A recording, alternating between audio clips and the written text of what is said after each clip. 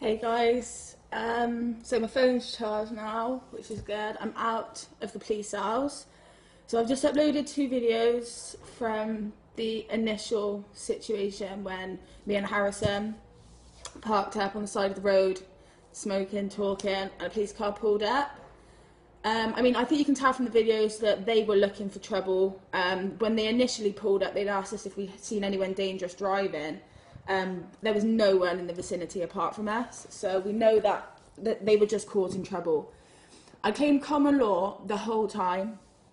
I got down the station, I wouldn't sign anything, I was strip searched, which was one of the most traumatising experiences of my life. It was degrading, it was violating, it was humiliating, it was horrible.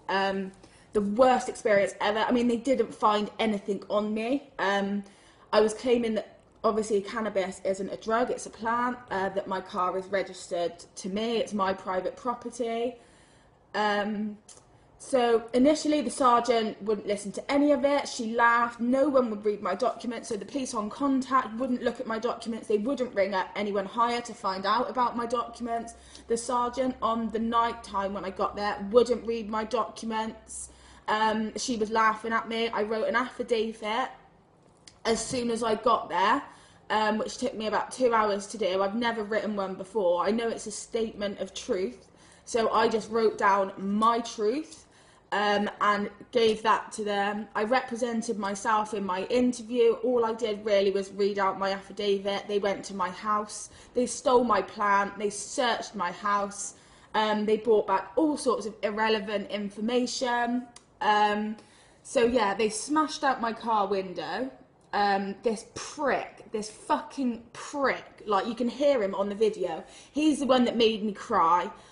He was horrible. When I was in the car being taken down to the police station, he was saying that he supports Hitler, and he wants a dictatorship. I was trying to speak to him about common law, about his oath. He wanted nothing to do with it. And I'm thinking, these are the people that are supposed to be protecting us and upholding our rights, when what they're actually trying to do is enforce a dictatorship on us. Now, I was down the police station from 1 o'clock in the morning until about 11:30 last night. So 1 o'clock Saturday morning until 11:30 Sunday night.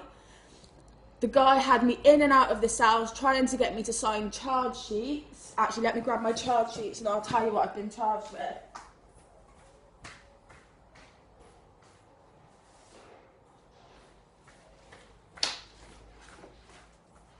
Yeah, the guy was reading out my charges. Reading them to my person, obviously, I was trying to educate them on what the person was. They had no idea. He was enforcing statutes as law, thinking he's doing the right thing. Now, me and this guy came head to head, this sergeant guy, because I wouldn't accept that this statute applied to me, and I would not do it. So he kept getting me out the cell, putting me back in again, getting me out. It was like torture, literally, trying to force me to accept this statute. Now, I refused the whole time. He rang my dad, because he was saying basically that he was going to hold me until court today. At which point, if I carried on claiming common law, I would have been remanded in custody in prison. So they would have sent me to prison for exercising my rights, doing it all lawfully, because there was no due process of law, so they wouldn't read my documents that I was claiming were lawful. They had lawful, legal duty to read these documents. They wouldn't do it. So in my affidavit, I said all of the things that the offences under common law that these police officers are guilty of, and which I will be bringing claims against them for. I've got all my paperwork. And I didn't bring my charges with me, so I'll take pictures of the pieces of paper they gave me and send them. But the thing with my charge sheets is, in the end, I did sign them under duress so I could get out. Otherwise, I wasn't going to get out. That was the thing. And he was saying, like, they couldn't seize my car because of my notice of rescission and the bond and stuff that I took out. They tried very hard. They've done me for a load of driving offences. I know they've done me for driving with no insurance, for driving whilst disqualified, because I'm disqualified in Jersey, although it's a totally different jurisdiction there as well. Like, these guys don't know what they're doing. They got me for obstructing a drug search, cultivation of cannabis, because obviously I had a cannabis plant. So yeah, I've been bailed to court. I've got all of my custody records. I mean, what really pisses me off is when you're really nice to them, they don't record that when you're polite. As soon as they piss you off and you call them a cunt or something, straight in your custody file, mate.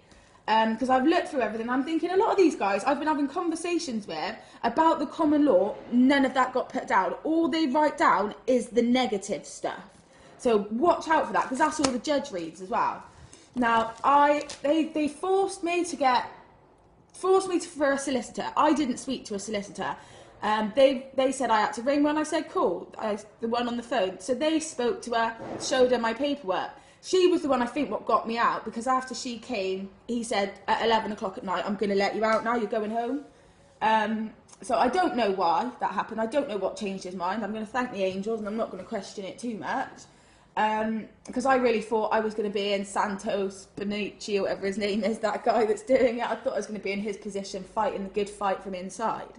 Luckily, they've let me out. I think perhaps to post these videos so people can get a real idea of what our taxes are actually fucking paying for. This is disgusting. Like, the behaviour of the police, the attitude, it's disgusting, guys. It is really, really bad. And I mean, I was so upset. I mean, you can hear in the videos I was crying. And these guys find that entertaining. For them, they enjoy having this effect on people, having this control over people. For them, that gives them a buzz. Now, for me, as I said to this guy, like, all of this, how you treated me, says a lot more about them than it does about me. They gave me no opportunity to explain what I was doing, to justify my position, or anything like that. Even at the police station, they had no interest in it at all. I was representing myself. They wouldn't let me have my documentation while I was writing my affidavit and stuff. I wasn't allowed any of it. In between bits I was, so I could prove to them that I had the notice of rescission, that I'd taken out a bond and stuff. They wanted to see all of that. Showed them all of that. It didn't change anything. The guy still said that he didn't recognise my documents as lawful, that he wanted to see the legal documents, or he wasn't going to let me out. Obviously, I sent back the logbook and the registration documents for the car, sent them back to the state of Jersey. So they found out that the car is deregistered in Jersey, that it's not registered with the DVLA here. So under no act could they seize my car. He hated that, because in his mind, he's convinced I'm a driver, I'm breaking the law, there's nothing he can do about it, therefore I have to stay in custody. Now, he wouldn't listen to the fact that the definitions in law are different, that I am a traveller, I'm not a driver. He didn't want to hear any of it. For him, statute is law.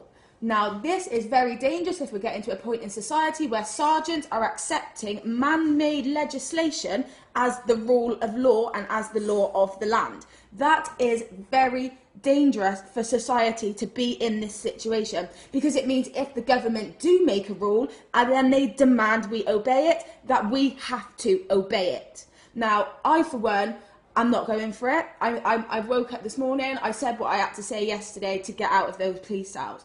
Me and this policeman do not see eye to eye. He knows I'm a good person. He knows I'm doing it for the right reasons. They said they admire my beliefs, they admire what I'm doing, they just don't agree with it.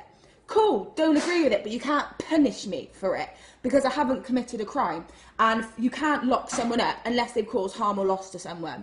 It's as simple as that, because there's no crime otherwise. And if you do, that's a breach of power. Like, that's an abuse of your position in society to do something like that. So I haven't got my charge sheets. I'll post pictures of my charge sheets. If anyone wants to come to my court date on the 25th of July this year, I'll be appearing in Cheltenham Magistrates Court. I haven't really decided how it's going to go. It depends how much kind of grief I get or how much support I get for this. If we can get enough of us together. I mean, in the past week, I think I've got like 5,000 friend requests, 4,000 followers, and I've got 1,000 friend requests that I can't accept. So news is spreading quite quickly. I don't think they realise quite how popular this idea's got on the internet and how much people are actually willing to stick together on this. So hopefully, if we can stick together on this one, go down to the courthouse and really prove a point, because I know I've done all of this lawfully. That's why they couldn't take my car, and that's why they've had to charge me with, well, they've charged my person with things, because I, as a human, haven't committed any crime. They're trying to get me to represent my corporation and say, yes, I'm a driver and I should be doing what you say, but I'm not a driver. And at no point will I accept to be a driver. I have signed the charge sheets under duress. I signed them, and I made it clear I was under duress, but I didn't write it on there. So I just hope that if that gets brought up, that I can say that I was under duress, and that's why he kept putting me back in the cell. But I don't know. Either way, I'm still doing what I'm doing. So I'm going to go and get my car picked up today. My friend's going to fix my window for me. Fucking cunts. I'm going to write another affidavit. I'm going to send it to Suzette Davenport, who is the police chief constable for Gloucestershire. I've got the details of the 2 arresting officers who I will be bringing claims against for kidnapping me, for damaging my property, etc. So I'll be going down to my local police station today to do that. And I'll upload and kind of let you know how this goes or whatever. But yeah, thanks for the support and all the love on my page yesterday while I was in the cells. I'm so glad to be out. I mean, half of me was thinking that I was going to be in there, but it's cool. So I'm here. I'm still fighting. I'm still going. So yeah, have a great day, guys.